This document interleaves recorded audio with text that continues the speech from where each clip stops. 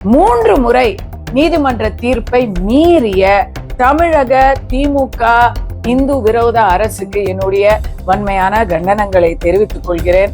அதே சமயத்துல நேற்று நீதியரசர் ஜி.ஆர். சுவாமிநாதன் அவர்கள் இன்னும் தெளிவான ஒரு தீர்ப்பை கொடுத்திருக்கிறாரு.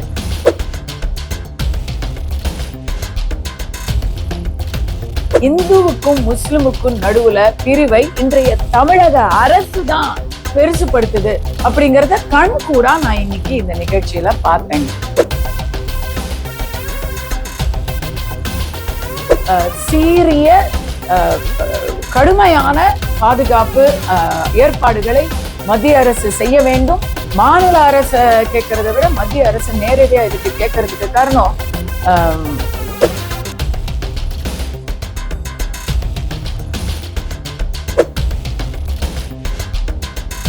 உண்மையான மத நல்லிணக்கத்தை நான் ஆம்பூரில் பார்த்தேன். தேவையில்லாம இந்துவுக்கும் முஸ்லிமுக்கும் நடுவுல பிரிவை இன்றைய தமிழக அரசு தான் பெருசுபடுத்துது அப்படிங்கறத கண் கூட நான் இன்னைக்கு இந்த நிகழ்ச்சியில பார்த்தேங்க. திருப்பரங்குன்றம் அதுலயே இந்த இந்து முஸ்லிம் அப்படிங்கிற ஒரு வித்தியாசத்தை அங்க இருக்கக்கூடியவங்க யாருமே பாராட்டாத நேரத்துல யாருக்குமே தெரியாது. இந்துவுக்கும் சரி முஸ்லிமுக்கும் சரி யாருக்குமே தெரியாது. அப்படி இருக்கக்கூடிய நேரத்துல அந்த இடத்துல ஒரு தீபம் ஏத்துறத இவ்வளவு பெரிய விஷயமா அத எண்ணெய் ஊற்றி வளர்த்து தீபத்தை ஏத்தல, ஆனா அதற்கான சர்ச்சையை எண்ணெய் ஊற்றி வளர்த்திருக்கிறது இந்த திமுக அரசு. திருப்பரங்குன்றம் விஷயத்துல நீதிமன்ற அவமதிப்பையும் செஞ்சு போட்டு தொடர்ச்சியாக 3 முறை நீதிமன்ற தீர்ப்பை மீறிய தமிழக திமுக இந்து விரோத அரசுக்கு என்னுடைய வன்மையான கண்டனங்களை தெரிவித்துக் கொள்கிறேன். அதே சமயத்துல நேற்று நீதியரசர் ஜி.ஆர். சுவாமிநாதன் அவர்கள் இன்னும் தெளிவான ஒரு தீர்ப்பை கொடுத்திருக்கிறாரு. அந்த தீர்ப்புல அவர் திருப்பரங்குன்றம் முதல் முறை அல்ல, பல முறை இந்து பண்டிகைகளுக்கு இந்து கோயில்களுக்கு ஏதோ ஒரு வகையில இந்த அரசு செயல்பாடு எடுக்கிறது இல்ல, எதிர் செயலை எதிர்வினையை ஆற்றுகிறது அப்படிங்கறத உதாரணத்தோடய கொடுத்திருக்கிறாரு. அதன் எல்லாத்துக்கும் மேல தீர்ப்பை கொடுக்கிற நீதி அரசரை என்ன விதமாலாம் நீங்க அவதூறு பேசுறீங்க? அந்த தீர்ப்பை இன்னும் 2 நீதி அரசர்கள் இருவர் கொண்ட டிவிஷன் பெஞ்ச் அதை அப்ஹோல்டு பண்ணிருக்கு. அவங்களை ஏன் நீங்க திட்டுறது இல்ல? இவரை மட்டுமே நீங்க பர்சனலா டார்கெட் பண்றீங்கன்னா உங்களுக்கு வேற ஏதோ காண்டு இருக்கு. திரு ஜி.ஆர். சுவாமிநாதன் அவர்களை தனிப்பட்ட முறையில இந்த அரசு தாக்குது. பாராளுமன்றத்துல போய் மெம்பர் ஆஃப் பார்லிமெண்ட் முன்னாள் அமைச்சர் டி.ஆர். பாலு அவர்கள் பேசுறாரு. இந்தியா கூட்டணியில எல்லாரும் போய் இம்பீச்மெண்ட்னு போய் ஒரு நீதி அரசர் ஒரு மனிதரை இவ்வளவு தூரம் ஏற்கனவே அவர் மேல இந்த பகுத்தறிவு குரூப் எல்லாம் சேர்ந்துக்கிட்டு அவர் மேல ஏற்கனவே பல புகார்களை சொல்லி இதே போல பிரஸ்ஸை எல்லாம் கூப்பிட்டு இன்டர்வியூ கொடுத்த அந்த கூத்தையும் நம்ம பார்த்தோம். இப்படி பல விதமாக அவரை எப்படியாவது அப்புறப்படுத்தணும் அப்படின்னு இந்த திமுக அரசு தவிப்பதன் மர்மம் என்ன? அந்த மர்மம் என்ன அப்படிங்க? ஏன்னா நேர்மையான ஒருத்தர், விலை போகாத ஒருத்தர், வளைந்து கொடுக்காத ஒருத்தர், நீதியை மட்டுமே நிலை நாட்டக்கூடிய ஒருத்தரை அவருடைய ஜாதி என்ன, பின்னணி என்ன, பின்புலம் என்ன அப்படின்னு விதவிதமான அவதூறுகளை இந்த அரசு தமிழகத்தின் திமுக அரசு அவர்களை சேர்ந்த கூட்டணியினர் கூண்டு கட்டி ரவுண்டு கட்டி அடிப்பதன் மர்மம் என்ன? இதை அவங்க விளக்கணும். இன்னொரு முக்கியமான விஷயம், அங்க மதுரையில இந்த மாதிரி தேச விரோத சக்திகள் இன்னைக்கு சோசியல் மீடியால மிரட்டல்களை விட்டுக்கிட்டு இருக்கிறாங்க. நம்ம அங்க ஆக்டிவா இதையெல்லாம் மானிட்டர் பண்ணிட்டு தான் இருக்கிறோம். நேர்ல எத்தனை பேரு என்ன மாதிரி வன்மத்தை மைண்ட்ல வச்சிருக்கிறாங்க அப்படின்னு தெரியல. பொது வெளியிலேயே உன்னை என்ன பண்றோம் பாரு, உனக்கெல்லாம் இருக்குது அப்படி போன்ற வன்முறையை சார்ந்த கருத்துக்களை ஜஸ்டிஸ் ஜி.ஆர். சுவாமிநாதனுக்கு எதிராக பதிவிட்டு கொண்டிருக்கிறார்கள். இப்படியே போனா அவருக்கு ஜஸ்டிஸ் ஜி.ஆர். சுவாமிநாதன் அவர்களுக்கும் முக்கியமா அவருடைய குடும்பத்துக்கும் உடனடியாக Z பாதுகாப்பு தர வேண்டும். அவர்களுடைய குடும்பத்துக்கு மிகுந்த சீரிய கடுமையான பாதுகாப்பு ஏற்பாடுகளை மத்திய அரசு செய்ய வேண்டும். மாநில அரசை கேட்கறதை விட மத்திய அரசு நேரடியா இதுக்கு கேட்கறதுக்கு காரணம்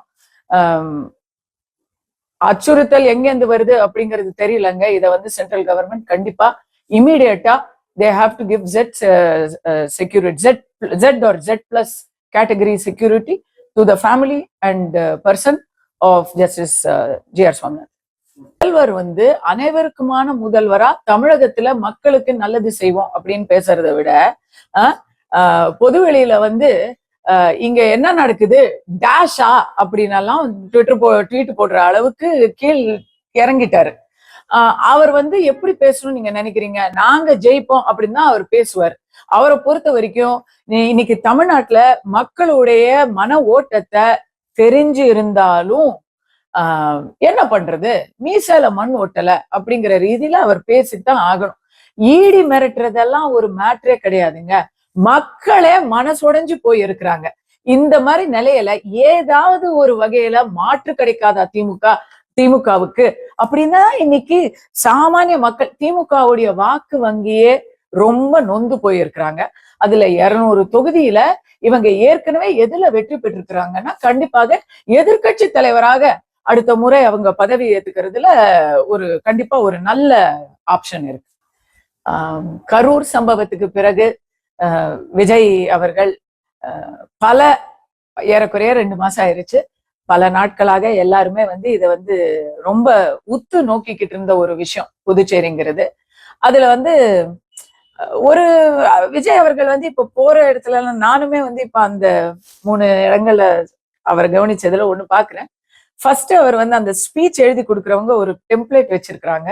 அங்க போற இடத்துல வந்து அந்த எங்க அவங்க போறாங்களோ அந்த இடத்துடைய சிறப்பெல்லாம் ஃபர்ஸ்ட் அவர் சொல்றாரு. நாங்க வந்து இந்த சிறப்பு பட்டிமன்றத்துல எல்லாம் சொல்லுவோம். அது போல அவர் போற இடத்துல அந்த சிறப்புகளை நேத்து வந்து புதுச்சேரியோடைய சிறப்புகள் எல்லாம் சொல்லியிருந்தாரு. ரேஷன் கடையே இல்ல அப்படின்னு சொல்லிட்டாரு. அதோடைய விளக்கம் நமக்கு புரியுது. அவர் என்ன பண்றது, அவர் வந்து ஓரளவுக்கு அவருக்கு கொடுத்தத அவர் பேசுறாரு. அவரா வந்து விவரத்தை தகவலை அறிந்து கொண்டு பேசவில்லை, எழுதி கொடுத்தத பேசுறாரு. அதையெல்லாம் நம்ம தவறா சொல்லல. எழுதி கொடுத்தவங்க இன்னும் கொஞ்சம் தயாரிப்ப கொஞ்சம் விவரத்தை சரியா புரிஞ்சுக்கிட்டு எழுதி கொடுக்கணும். எல்லாமே சிறப்பெல்லாம் சொன்னாரு. நான் அதை பாராட்டுறேன். ஏன்னா பாண்டிச்சேரின்னு சொன்னாலே உடனே நமக்கு எல்லாருக்கும் பொதுவா ஒரு கண்ணோட்டம் இருக்குது. அந்த கண்ணோட்டத்தை தாண்டி இதெல்லாம் சிறப்புகள் இருக்கு அப்படின்னு அவர் பட்டியலிட்டாரு. அதை நான் பாராட்டுறேன். மற்றபடிக்கு அந்த சிறப்பு எல்லாத்தையும் சொன்னவரு முக்கியமா பாண்டிச்சேரிக்கு அவரை கூட்டிக்கிட்டு வந்த பாண்டிச்சேரியை சேர்ந்த முதலமைச்சர் கனவில் இருக்கக்கூடிய திரு புசி ஆனந்துடைய பேரை வந்து அவரு சொல்லல. ஏன் சொல்லல அப்படின்னு தெரியல. ஒருவேளை அது பாண்டிச்சேரியோட சிறப்பு இல்லை அப்படின்னு நினைச்சிட்டாரா அப்படிங்கிறது எனக்கு தெரியல. இந்த ரேஷன் கடை மேட்டரு, ரேஷன் கடையே இல்லைன்னு சொல்லிட்டாரு. அப்படி இல்லை, ரேஷன் கடையில பொருட்களை கொடுக்கறதுக்கு பதிலா பாண்டிச்சேரி மக்களுக்கு வந்து பணமா கொடுக்குறாங்க அப்படிங்கிறது தான் இன்றைய நடைமுறை.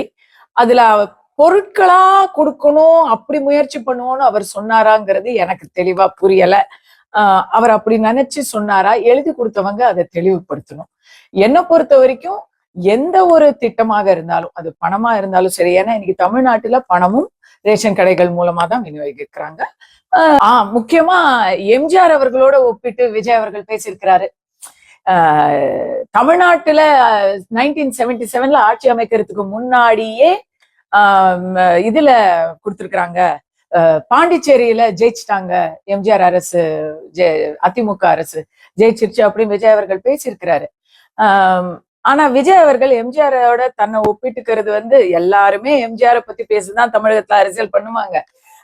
அவர் எம்ஜிஆரோட வந்து கம்பேர் பண்ணும்போது நாம ஒரு நினைவூட்டல கொடுக்க வேண்டி இருக்குது. எம்ஜிஆர் அவர்கள் பாண்டிச்சேரிக்கும் முன்னாடி திண்டுக்கல்லுல இடைத்தேர்தல்ல மாயத்தேவரை ஜெயிக்க வச்சாருங்க. இங்க ஈரோடு விக்கிரவாண்டி என்ற 2 இடைத்தேர்தல்கள் தாவேக்கா வாய்ப்பு இருந்தும் அந்த இடத்துல அவங்களுடைய பலத்தை அவங்க நிரூபிக்கல, அவங்க வந்து அவாய்ட் பண்ணிட்டாங்க. சோ இவங்க வந்து இப்ப இந்த தேர்தல்ல திடீர்னு எம்ஜிஆரோட விஜய் அவர்கள் ஒப்பீடு பண்ணுவது வந்து கொஞ்சம் ஜஸ்ட் ஒரு பர்ஃபார்மேட்டிவா தான் நம்ம பார்க்க வேண்டியிருக்கு.